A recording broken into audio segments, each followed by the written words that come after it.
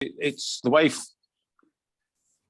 because it is the way forward, I think, for IOSH. We've got to look after our young leaders, develop them, and CV writing is dear to all our hearts. I think we could all probably improve on that, and it's good to know the professional aspects from the professionals themselves with regards to that. So we've got Philip Lancashire delivering a presentation and speaking for us on young leaders. Very enthusiastic, very passionate member of IOSH, Philip is. And then we're going to follow up with Katy Wilson. And Katy, I'm guessing she's written thousands of, and advised on thousands of CVs for all sectors, including IOSH. So we'll be looking forward to that as well. Can I just say, as a quick reminder to everybody, please can you keep your mics on mute so that we don't get any disturbance for our speakers. And with regards to the questions, please use the chat function for all your questions. Can you just put a heading with a capital Q? Just put a prefix of a capital Q and then pose your question there. It just makes it easier for our delivery team to pick the question out, which will be asked at the end of each session. So without further ado, Philip, I'd love to hand over to you and look forward to your presentation. Thank you. Perfect. Thank you, Alan. So I'll just share it now and we'll get started. Okay, so thank you for having me. I really appreciate it. For me, particularly because this branch is my branch. I'm based in the East Midlands in Nottinghamshire. So this is my branch. Thank you for having me. As Alan said, my name is Philip Lancashire. I am a chartered member of IOSH and a member of the Future Leaders Community Steering Group committee. Just to give you a bit of background of me, been in health and safety for about 10 years or so now, and currently working as a lead health and safety advisor for Games Workshop in Nottinghamshire. So we are the company that make the greatest fantasy miniatures in the world. So this is a little bit about the future leaders and the community and what we're doing as part of IOSH to help develop our future leaders and bring them forward. So it's just to give you some information on that and how you can help and support, get involved, and even access that information yourself as well. Okay. Wow.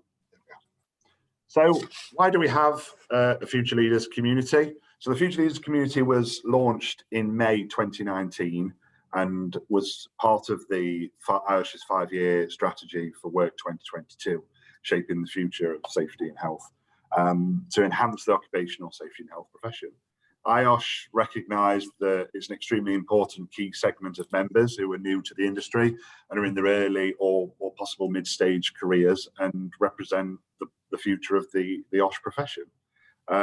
Future leaders represent not only the future of the OSH profession, but a dynamic community that IOSH and the Future Leaders Group can support and empowering them and involving through their OSH journeys.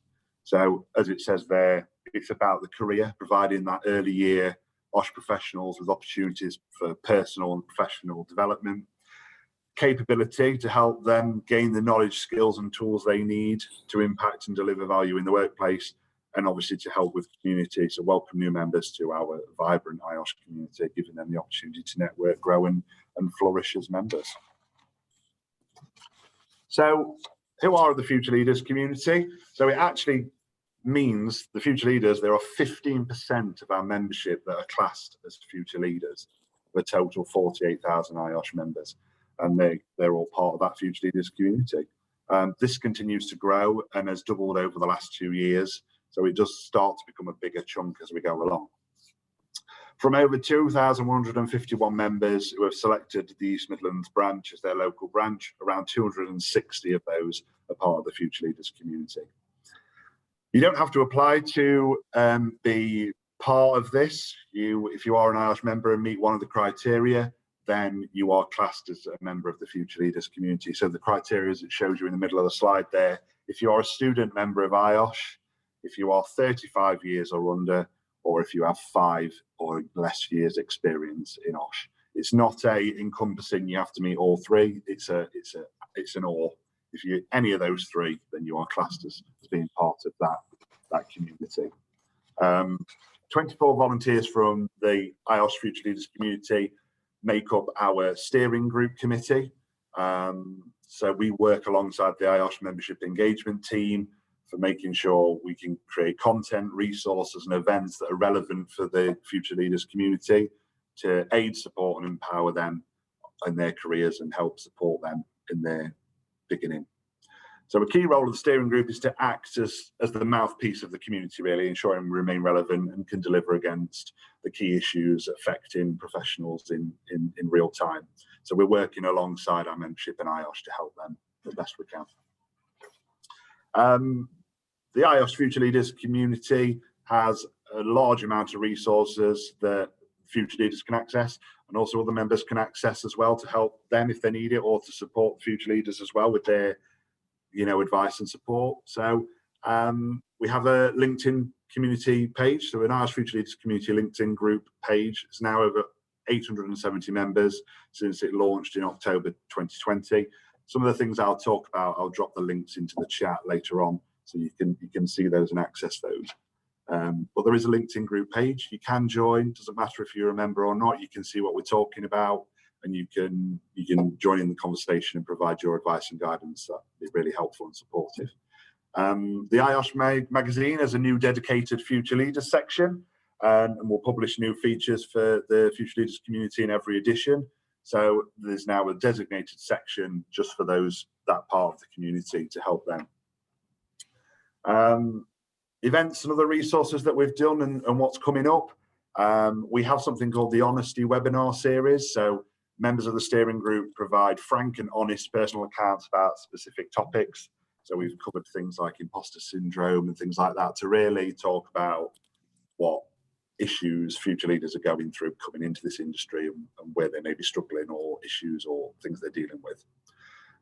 We've launched a new webinar service called Link and Learn. So what we've tried to do is open up a bit of a dialogue as much as we can. So it's an open forum for anybody to attend. Then there's a small subject matter to help drive the conversation, but it's really an open forum for people to come and basically just talk to each other, share ideas, raise concerns, get advice and guidance from other people who may have dealt with the issues that you've got, and to really maybe be sort of like a coffee morning sort of thing. People can come, ask questions, get answers, and just open up discussion and network to really help them. We do opinion pieces, so our steering group committee write opinion pieces, providing advice, knowledge and insight in different topics. So they're all published on the IOSH website for people to have a look and read. We're engaging with our networks of groups and branches, hence why we're here today. I'm here today. We engage with all the branches as much as we can. We're also engaging with our universities that we're working with. So I do that quite a lot. I'm sort of the main person of our group that does that. So talk to our university level students that are either starting their courses and talk about why IOSH is really important and how they can then join. And those that are finishing their courses to talk about how they can join and become the part of the Future Leaders community to help them. Obviously, working with our groups, we've launched a new sort of YouTube videos, which is a sort of quick fire questions of our networks and groups. So it's just around about 30-minute video of a set of questions to leaders of our IOSH groups to understand what that group is, what they do, how they aim to help and support the members of those groups. So we're working steadily through the groups to make sure we get those videos for all the groups. We've currently got videos for the consultancy group, the construction group, the health and social group, and the food and drink. So we're working through those to get those out so people can fully understand what those groups are about and really engage with them. We've also had Future Leaders Conference. So the third one is coming up. So that's scheduled for the 29th to the 31st of March. We've already had two previously. The first one back in 2019 was a face-to-face one. Last year was a virtual one. So that was 3 days virtual conference using the virtual system that we use at IOSH. The system's really good, so you can network between the sessions that were planned. You can organise meetings with other attendees and have breakout rooms to chat to them. So that really worked really well. I think obviously being virtual, it helped for our international learners, but we're hoping that maybe we might be able to have a a joint virtual and physical thing this year. Hopefully, we will see. But the virtual was last year and it really worked well. Cover a range of different topics from CV writing, communication, how to talk and deal with higher up managers or board level, if that's something that's new to you as in your role. How to try and remain impactful while working over Zoom, those sorts of things. So we covered a whole range of topics. One day was really dedicated to sort of mental well-being and those sorts of things, both for people within your businesses, but also for safety professionals themselves, how to deal with things for their own personal mental health as well. Information on the Save the Day is up on a later slide, so I'll put it into the chat as well. There is a link for you to go and you can save the date and sort of put your name down as attending when more information comes out. So be prepared for that. We're also looking at podcasts as well. We're moving into the podcasts, working with IOSH magazine to publish podcasts. The first one should be coming out at some point in December. I'm not totally sure on the topic yet, but it should be coming out and should be really exciting. Look forward to that. We're also looking at Instagram Reels. We're trying to make ourselves as modern as we can.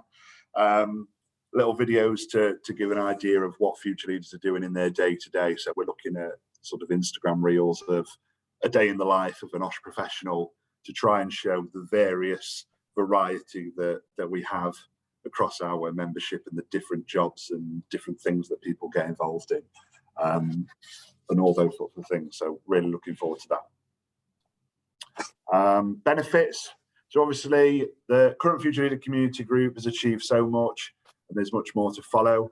Lots of benefits from being a member and part of that community. There's regular content, as we've talked about, that is being delivered on a monthly basis by our community. Webinars, networking sessions, opinion pieces, group interviews, working with our branches. We're also starting to work a bit on the Career Hub and mentoring platform to try and help steer that a little bit towards future leaders as well, to help them specifically. So it's all really good stuff that we're working on. So we want to see people getting involved. Obviously, we talked about the LinkedIn group as a big part of what we do. We use LinkedIn quite a lot, put a lot of stuff on there. And we ask people to engage with us, those who are part of the community and those who also aren't, to help those people. We're encouraging people to interact with their branches as much as possible. I've benefited from engaging with my branch over my career, so we want to try and do that as well. I think we talked a bit about it earlier that a lot of young people do like the virtual side of things, but I think physical meetings are really strong and really good. I think sometimes, young professionals struggle a little bit with the fact that they might go to a physical meeting. And obviously there are a lot of people there who've been in the industry for a long time and sometimes can feel a little bit intimidated and things like that. And I think we need to work on breaking down that barrier and really embracing them in and saying, that we're here to support and we're really here to help. So I think that's one thing that we really need to work on. Just flick this light back on. Sorry about that. Volunteer to have a first person piece published on the website and magazine. We do a lot of those things as well. So if people want to support and give their views on how their career's gone or lessons that they've learned to pass on, we'd really help with that. So we'd love to hear from people who want to share their experience with our new professionals. So that's what we want. We want people to get involved and help them as we're trying to do as well. So as I mentioned earlier, the Future Leaders Conference for next year is the next big thing that we're working on. It's scheduled for the 29th to the 31st of March next year. So please save the date, pop it in your calendar. I will add all the links into the chat so you can see all the stuff that we've been talking about, the LinkedIn page, the opinion pieces, the YouTube videos. Please engage with it, have a look at it, take it in, and if you want to get in touch with us, we have our Future Leaders email and LinkedIn group. If you want to help support us, that'd be really beneficial. Those who are here, who are future leaders, please engage with us. We want to engage with you as much as possible. And that's what we're here to do, help that 15% of our community to better themselves and prepare them for a really successful IOSH career. So in essence, that is what we do. That is how we work and the things that we're trying to achieve. So if there are any questions, I'm happy to take them.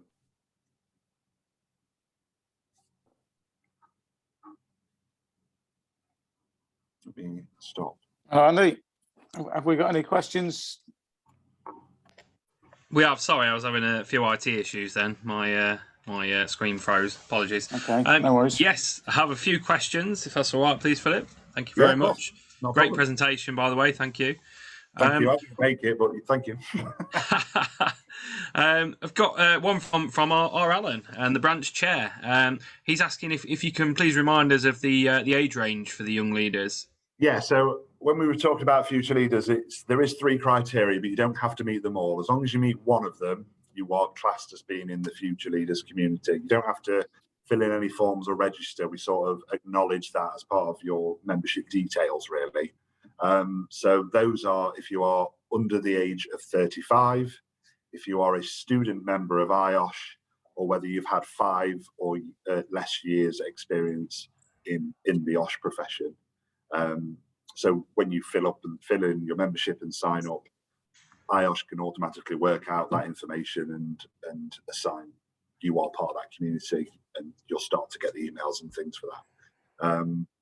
The LinkedIn group, we're obviously encouraging people to join because that's a little extra, but the emails from IOSH with regards to what we're doing and future leaders stuff will automatically start to come through to people. So. Fabulous, thank you, Philip. Got one more for you from Andrew Deacon, also from the branch committee. What are the main problems and questions that future leaders bring to the meetings to hopefully have resolved? Yeah, we cover a lot of different things, really, and that's sort of where we've got with the structure of how things are. So when we're talking about the Linked and Learn webinars that we're doing at the moment, they're all coming because that's what people have said that they want. They want to have a forum where people can be open and honest with each other as much as possible and really bring their own questions to talk about. The honesty webinar series has been something that's been drawn from our members. Things like on imposter syndrome and stuff like that. So these are things that people have mentioned that they are struggling with. The fact that sometimes young people do feel that they come into the industry and they feel like they shouldn't be there. They're struggling. They think that, am I qualified enough to do this? And those sorts of things. So they're the sort of things that they're struggling with. I think from a mental health perspective, we've had a lot of future leaders who have struggled, and they want to engage with their other members to, I think, understand that there are other people out there who have struggled, and that they're not the only ones that have. I don't think that just sticks to our future leaders. I think, across the last 18 months to 2 years, I think a lot of us have struggled with what's gone on and how we've been dealing with it in our workplaces, in our jobs, but also personally in our lives with regards to isolations and lockdowns and those sorts of things. So at the moment, we're trying to support a group of people in our community as much as possible with that. So a lot of different things come in. With regards to the conference, a lot of what the conference will cover is what feedback we've had from previous conferences and concerns that future leaders have had and communicated to us. So if you are a future leader and you want to see things for yourself, let us know what it is. Let us know what you're struggling with, what you want to know, and that's what we'll feed into the work that we're doing. Brilliant, thank you. Got a question that's come in from Prosper Mino. He's asking, can anyone outside of your category, I think he said CAT, for future leaders still participate in your activities? Yes, a lot of our webinars and things are all recorded and they're on YouTube channels. You can register for them as well if you want to. There's no reason you can't. There's no reason you can't attend and actually put your input in. Obviously, we're tailoring it towards that future leader dynamic. But if it's something that supports you at that time in your career, then yeah, there's no restrictions to people attending webinars and giving their input and those sorts of things. I think for me personally, I think that's something we need to work on. I know the future leaders is a section of the membership, but I want us to focus on trying to come together as a bigger group as well. there is a dynamic that has a group that we're trying to help, but it doesn't mean we exclude everybody else from what we're doing. You know, we are a family in a sense in IOSH, and we're here to support each other, and OSH professionals do support each other on many levels, and we don't want to exclude the people that don't fall into the category. We want to get them involved. If the stuff that we're doing helps them, then that's amazing. If they want to get involved to provide their experience and their support and advice and guidance that they've learned over their careers, that's great too. So there is no reason why people can't engage with what we're doing, whether you fit the criteria or not. Thank you. Brilliant. And then I've got one last one, and that is from Alan again. What response and interest has been shown from students? Members? Yeah, what I've been doing, been working with Charlotte, who's a member of our engagement team as well. So we've been attending the university talks and things virtually, mainly talking about IOSH, why it's beneficial, how people can join. And it seems to help, and we are seeing people transitioning across.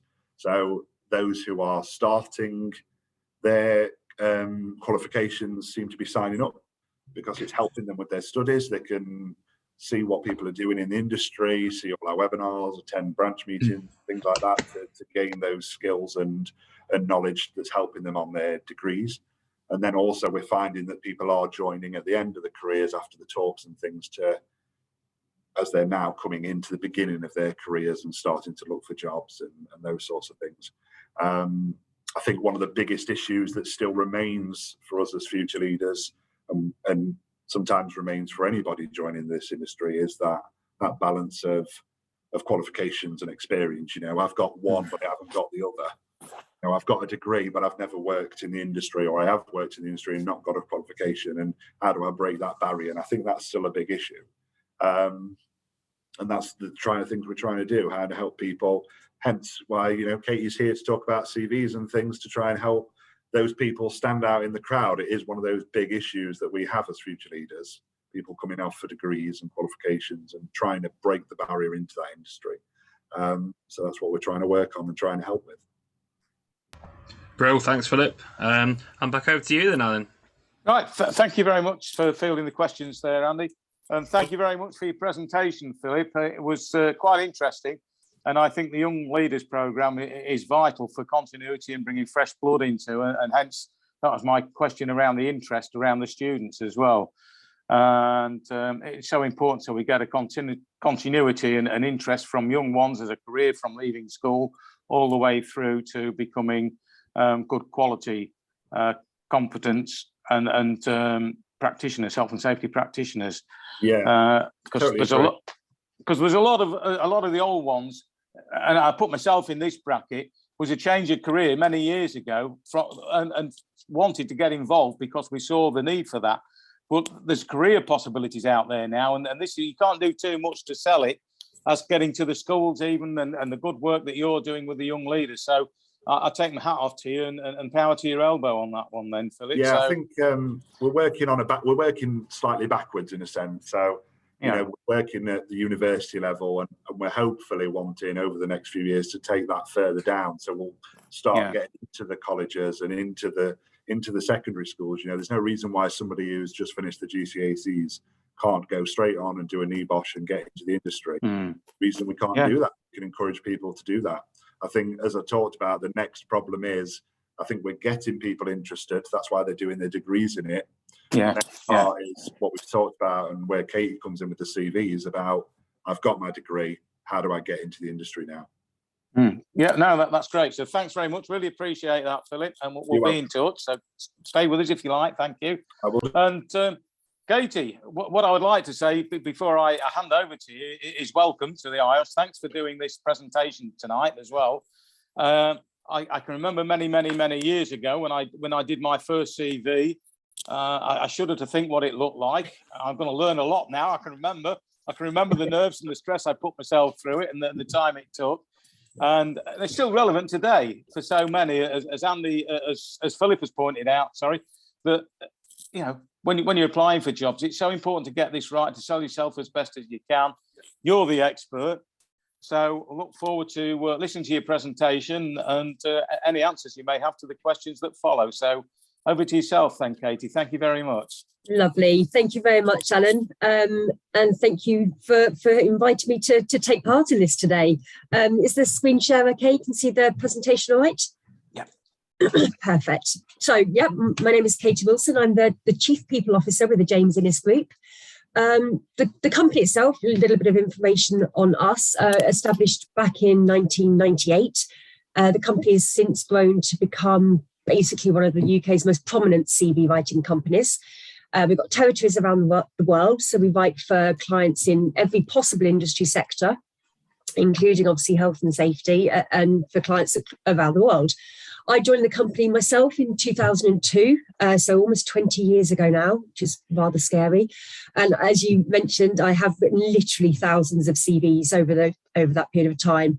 And so, yeah, that's what I'm here to talk to you about, really, is how to get that all-important CV in good shape.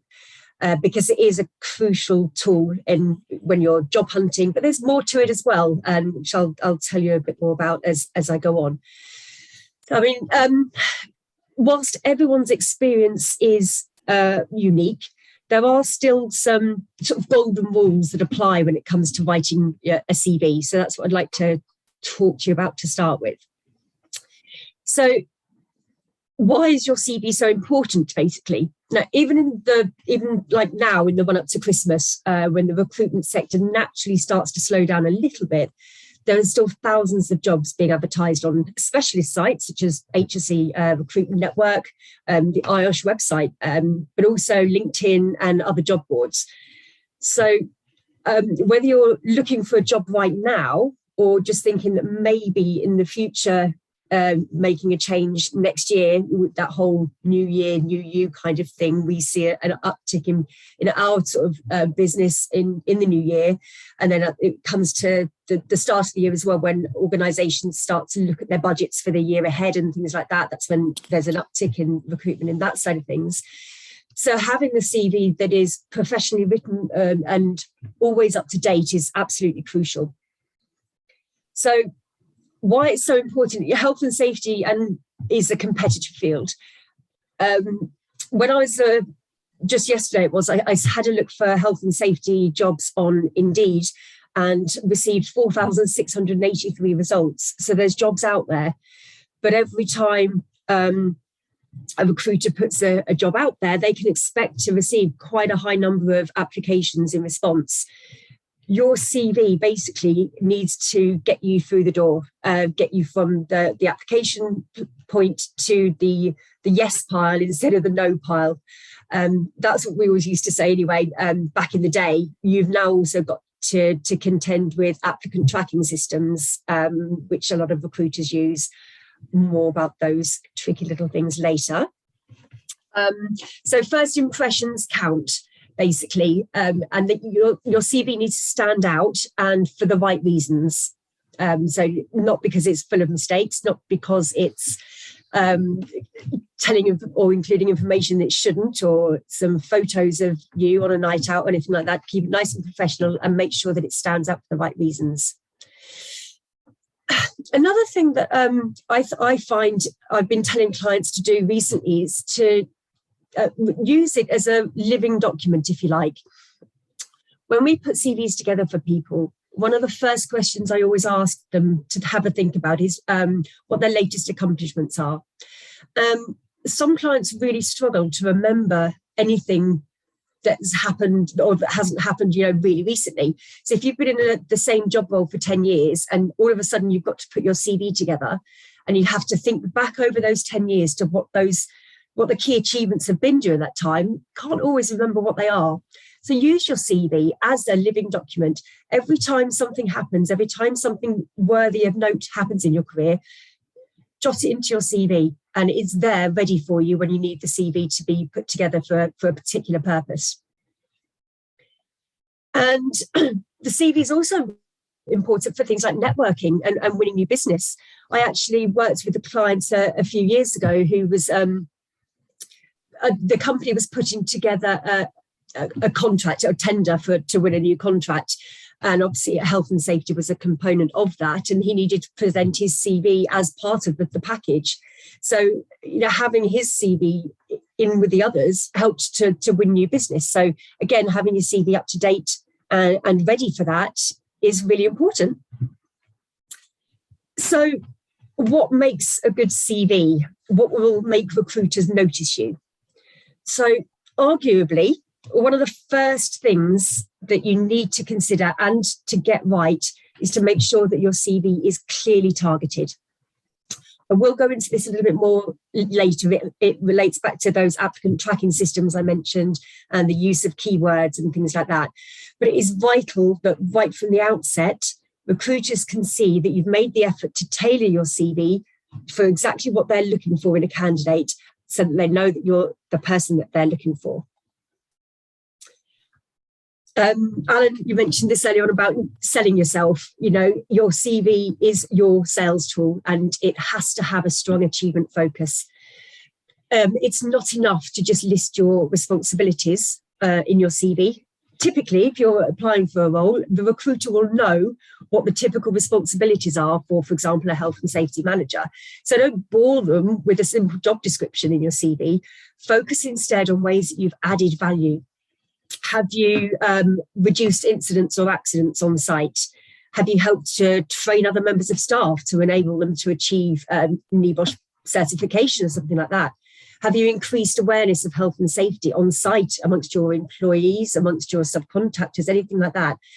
Have you helped to reduce costs within the health and safety function? So anything like that, basically, that will make your experience come across as more unique. That's what's going to help you to stand out from the crowd. If it can be measured or quantified in any way, that really helps. Recruiters' eyes are naturally drawn to percentages, pound signs. They stand out on the page. So make good use of them if you can, because recruiters will focus in on those straight away. It may sound really obvious, but don't make any silly mistakes in your CV. Vast majority of recruiters do accept that human error is a thing and people do make mistakes.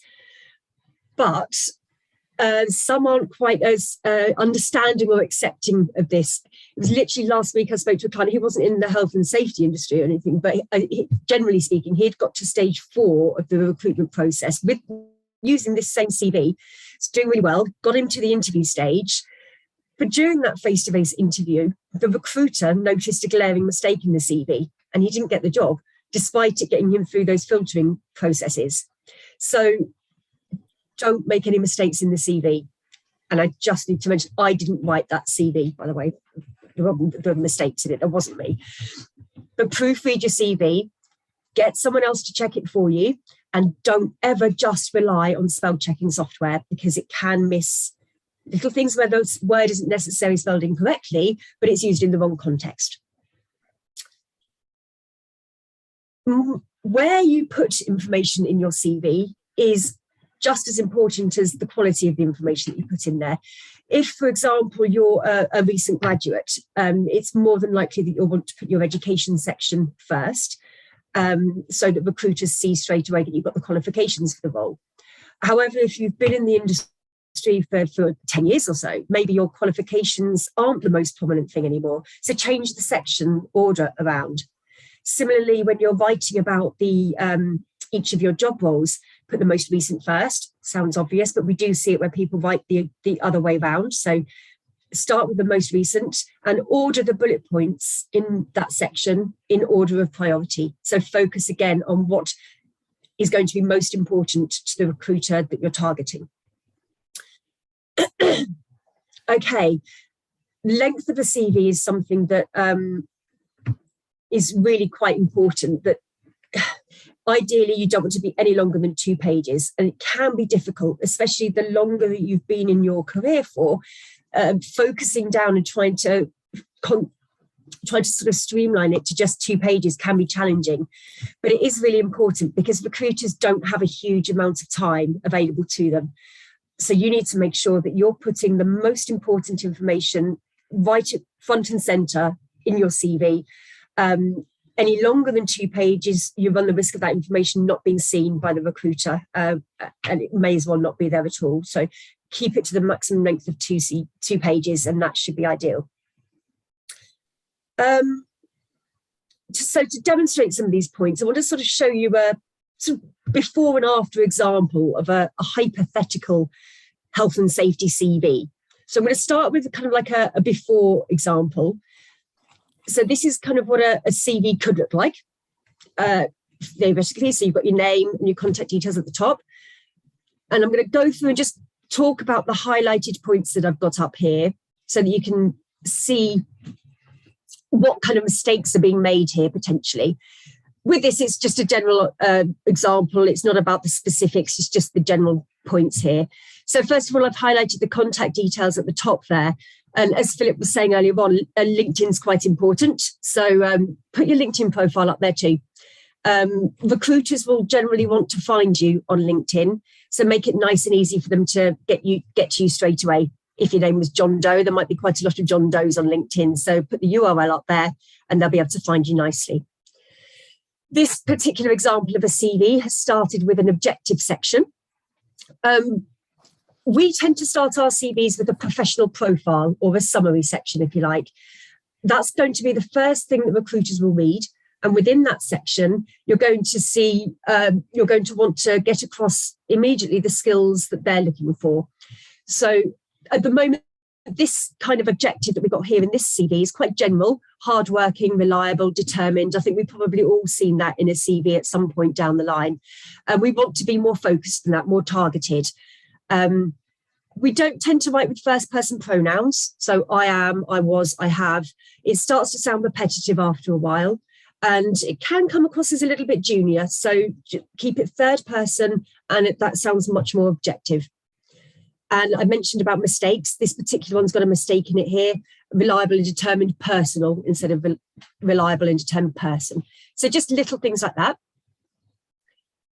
This one has got key achievements in it, which is really good. But I've highlighted this still because for me, if I'm the recruiter, I want to see context to achievements. I don't just want to see what they were. I want to know when you did them, what role you were performing when you did those achievements, so that I understand where in your career they came along. So you do the key achievements, absolutely, but make sure that they're included within your professional experience section rather than anywhere else. You can see the professional experience section here in this hypothetical one. It focuses on main duties when it should be focusing on those key achievements. And again, we've got the first person pronouns used. I support, I conduct, I provide, and so on. The only other thing I sort of highlighted here is use of passive language, as we call it, so responsible for.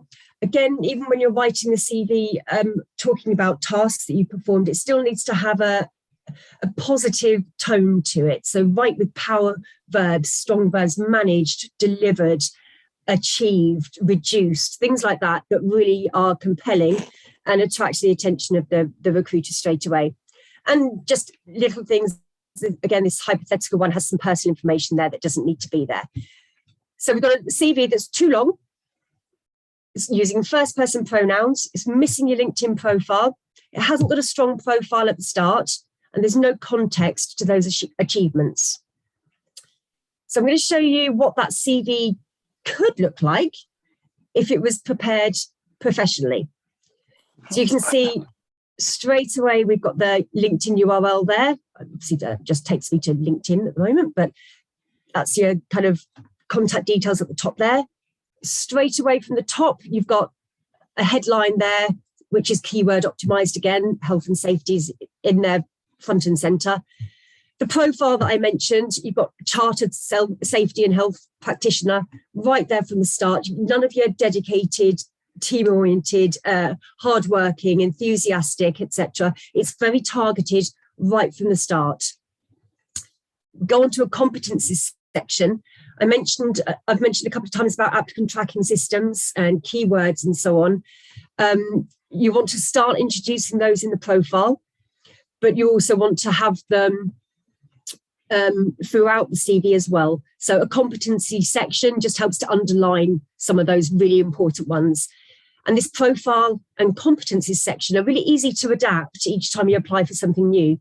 So, for example, if you're targeting a role that was where Lean Six Sigma was important to it in relation to sort of continuous improvements and so on, put those front and center.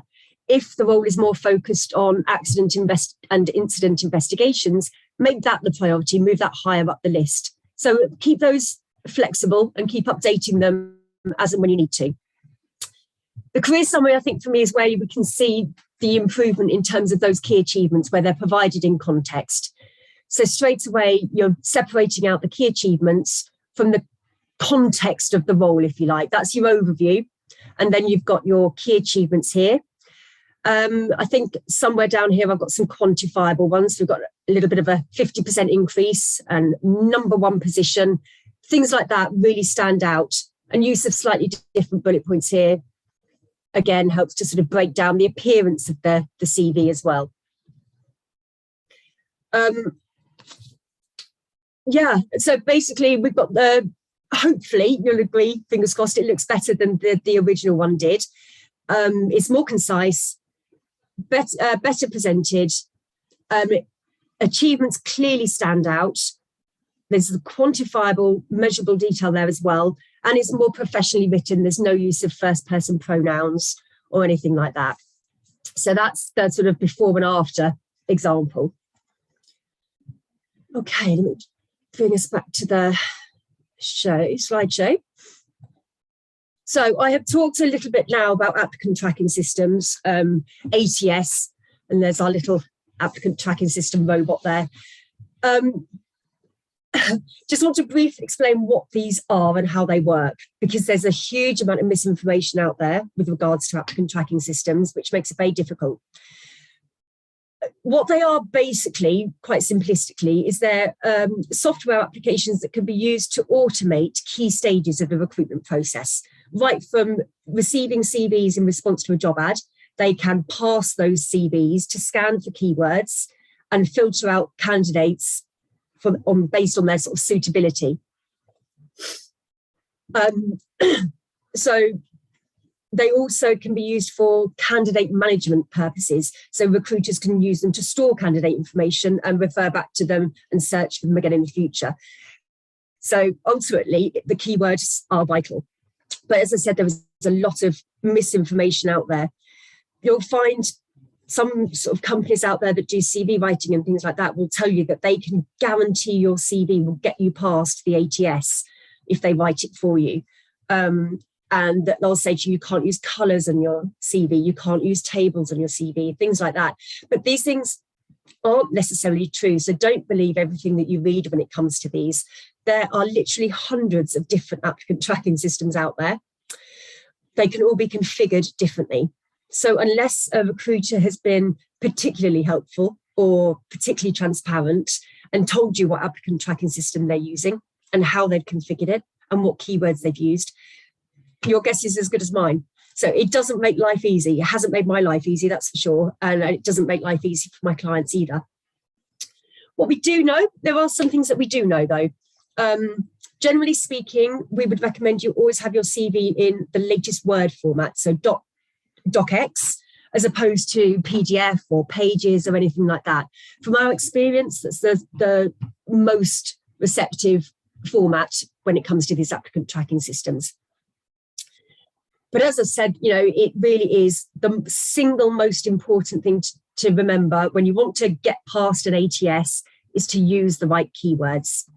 Some job ads do make it obvious what those keywords are. There's some on LinkedIn, actually, when you look at jobs on LinkedIn, sometimes they'll actually say to you keywords and you'll know straight away what they're kind of looking for. Others don't. So what I'd just like to do is just quickly show you a really straightforward way to make sure that you're ticking all the boxes when it comes to keyword optimization. So I've got somewhere here. Oh no, I think it might just be the next slide. Hang on. Bear with me. No, I think I've gone past it. There you go. There's my job ad example.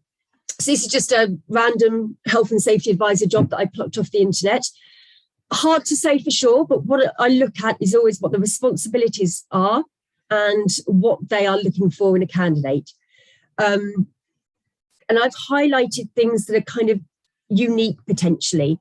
So, for example, with this one, that they're looking for someone who has experience of implementing policies and procedures. So straight away, you're looking for someone that's at that higher level. It's not an entry level role. It's about policy, procedure, leading audits, inspections.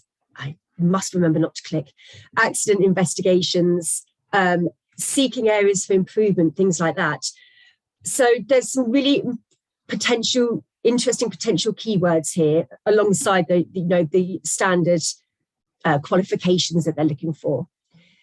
So if you keep those sort of keywords in mind, if I just bring up that after CV again, one of the things that you can do quite easily with Word is you use a navigation function.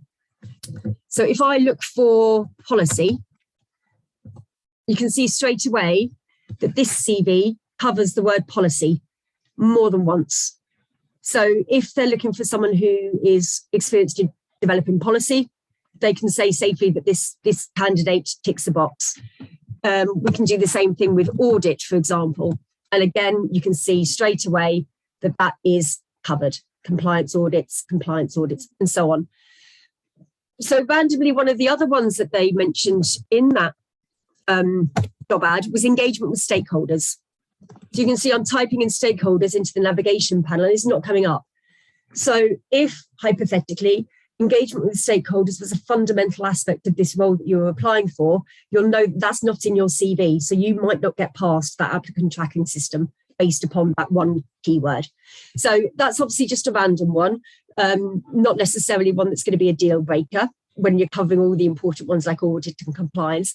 But it's just an example there to show you how important those keywords are and how missing one can be a deal breaker potentially. Okay, so I know this, obviously, I'm here to talk to you about CVs, but I do want to just briefly mention about LinkedIn profiles as well, because basically LinkedIn is basically one big applicant tracking system. When recruiters use LinkedIn, they can search for suitable candidates through a keyword search or by job title search, things like that. So if your LinkedIn profile is optimized using the right keywords, you'll get higher and higher up that search when recruiters use that. But job hunters could also make use of that, that sort of keyword optimization as well. You can search for jobs by keyword. If you're applying for, if you've sorted out the health and safety jobs that you want to apply for, but you're specifically interested in one that is involved in audit and compliance, things like that, you can narrow it down by keywords, and you'll start to, focus your job search, which can be really beneficial for you as well. So job hunting, LinkedIn is obviously really, really helpful for that. But of course, LinkedIn is ultimately, it's a social site. So it's really helpful for things like networking, and keeping up to date with industry trends and developments.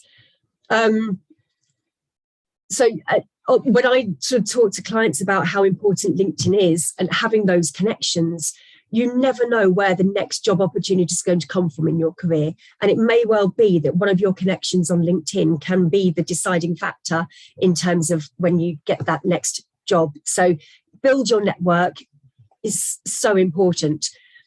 I believe in a previous IOSH meeting that there was a presentation about personal branding, and that's super important when it comes to your LinkedIn profile and to you as a professional in order to help build your personal brand and establish yourself as someone is credible within the health and safety field. So basically, it's really important to just gone to the wrong one there.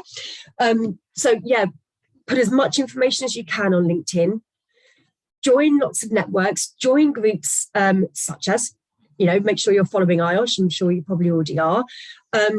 Join the Future Leaders community that we've just heard about earlier on. And because, whether you're a young leader or not, you can still contribute really valuable content to things like that. And you're establishing yourself as an expert in your field through your engagement on LinkedIn and places like that. So what next? Based on what you've heard, hopefully you'll understand the importance now of keeping your CV and your LinkedIn profile up to date. So go and get those updated if you can, and keep them updated. That's key. Every time you achieve something new, update your CV, update your LinkedIn profile, and you'll never again be in that situation where you think you can't remember what you've achieved throughout your career, because it's all there ready for you. Be proactive. Like I said, LinkedIn is key to this, and making sure that you're out there and you're showing your knowledge, you're sharing your knowledge with other people, you're joining networks that will be beneficial to you in your career, but also where you can contribute as well. But the more proactive you are, the more you'll help to establish your brand and your credibility. And obviously, shameless plug for the James Innes Group services. If you can't do this yourself, get help with it. We are here to help. And there's just some links and contacts and information at the end there to just give you a bit more information on our services, should you want them, and a little discount code for anyone that would like to use it, just at the bottom there. And that is it. I hope that was helpful information to you in some way. Thank you very much. Thank you, Katie. Just to confirm, that email address that you've put on there, it's been cut off by your picture. It has, isn't it? Is that supposed to be customerservices@cvcentre.co.uk? It is, thank you. Yeah, just to clarify, if anybody wants Thank you. to. Sorry, but I don't know quite what happened there, but what I can do is I can probably get a shareable link to the presentation and share that in the chats, hopefully, or forward it to you later, so that you'll have all those links and references as well. Yeah, brilliant. Please do. Obviously, the meeting is being recorded as well, so obviously we will be putting that out on our branch pages and things, so people will be able to do that. But yeah, brilliant. I've got a couple of questions, then, if that's okay, please. I've got the first one from Alan. I think you've already touched on this a little bit, but he's mentioned specifically about punctuation. How important is that? It seems like there's something that's overlooked or misunderstood today. Punctuation is one of those funny things, and there was weirdly there's still some subjectivity around some areas of punctuation. So, for example, when we if we look back at that example CV that I put together, the after example, we used bullet points there. We generally don't bother using full stops at the end of those bullet points because they're not necessarily complete sentences, they're bullet points. Whereas other people would argue that you should still have a full stop at the end of it. I'm a writer, so for me, punctuation is important, and I am a bit of an apostrophe geek, and I will be on the lookout for people that put the apostrophe in the wrong place or don't use it at all. And you do get some recruiters that are like that, but it's not going to be a deal breaker. It's one of those things, isn't it? You know, applicant tracking systems, for example, don't look out for punctuation, they look out for the keywords. But as I said, you never know what kind of mistakes the recruiter might find and might pick you up on. Brilliant, thank you very much. Another one then from Philip Lancashire from the Future Leaders. He's saying, you mentioned about the keywords in the CV. Is there a minimum amount of times that you should mention a keyword? Is once enough, or should it be more? Would it make My argument would be that it should always be mentioned more than once for context. So, for example, I've seen CVs before where somebody will say, I'm just going to pull a random one again, audit. They'll mention it in their profile that they have audit experience, but they haven't mentioned it anywhere else in the CV. So for me, that's what I call an empty keyword or keyword stuffing. There's no context to it. So where's the evidence that you have actually gained that audit experience? So don't mention it just once unless there's clear context to it.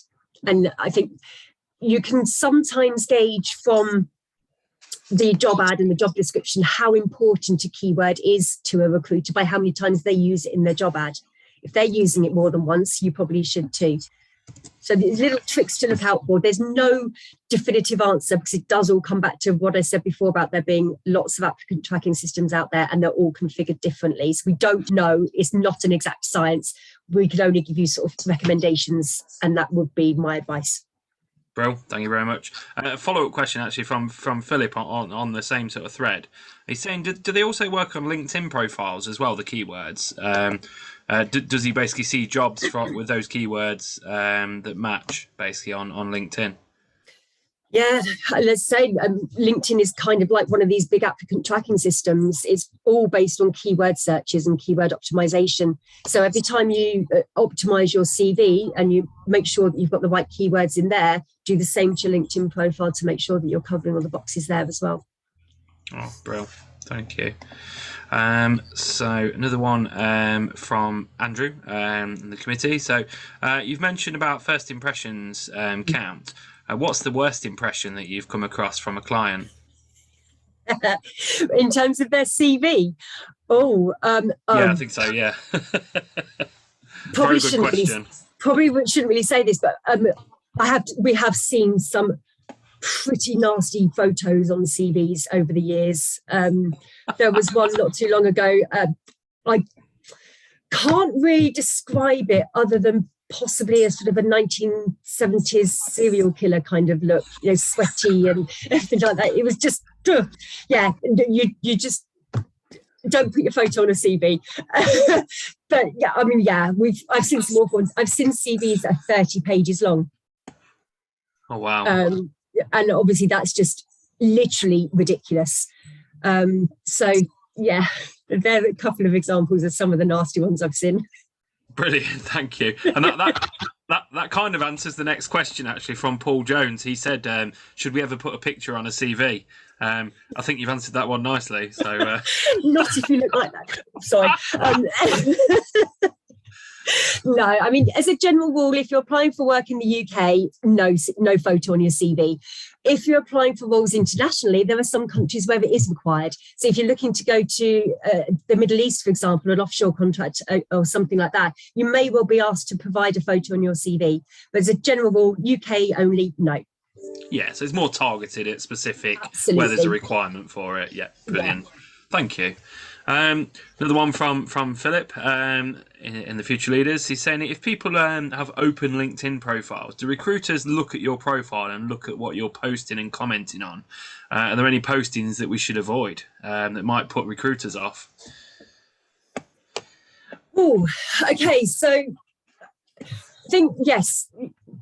I think it's probably best to play safe and just assume that recruiters will, if they want to take you to the next stage, they are going to look at you in as much detail as they can. One of the services that we've started to introduce at the James Innes Group is what we call a social scrub, where we'll basically take people's online profiles and we'll go through them and say, right, this is our advice, this is what we found.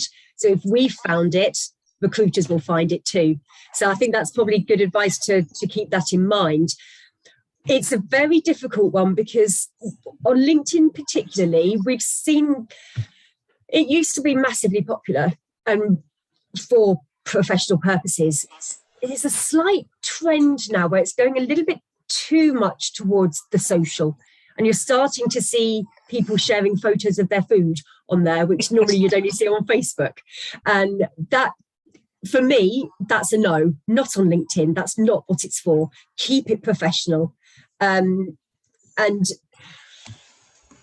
obviously there are opinions and things that are always going to be open to subjectivity.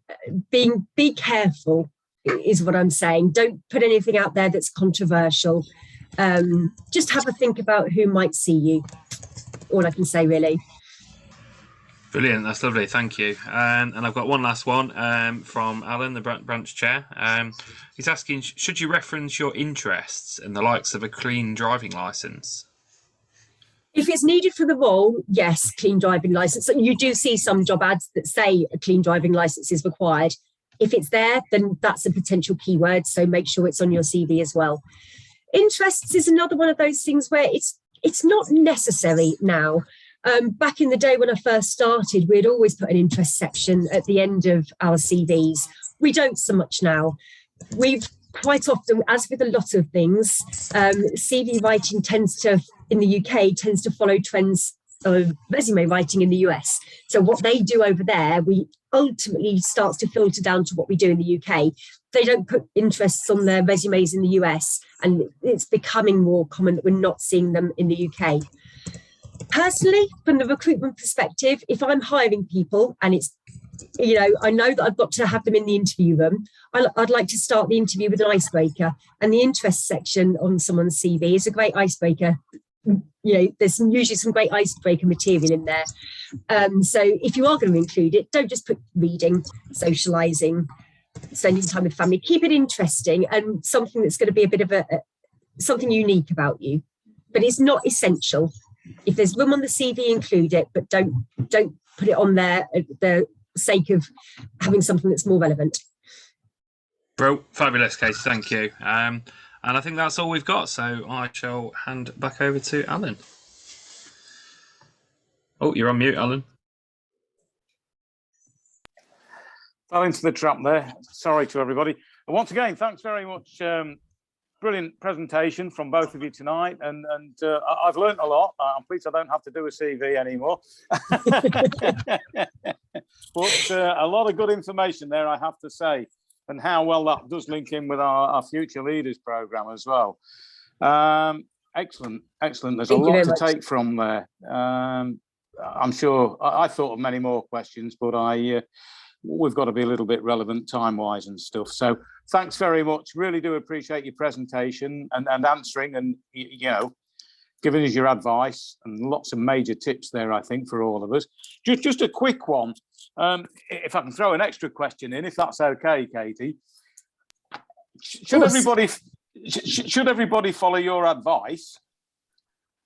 And they're putting all these really quality featuring on the key aspects, the keywords, etc. What's the chance of it getting through? Because if we're all going to follow your tips, this is a bit naughty really, but if we're all going to follow your tips, somebody's going to be unlucky, I'm afraid. Sorry. Yeah, no, absolutely.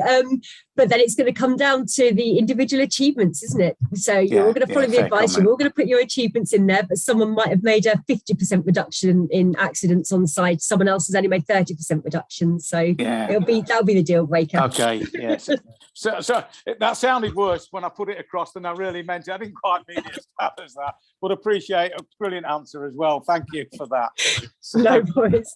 What I'd like to say is, I mean, to our members, thank you for attending tonight. I mean, it's just been two great presentations, excellent speakers. Really thank you for the time. And look out for the mailer and LinkedIn and Twitter for future events.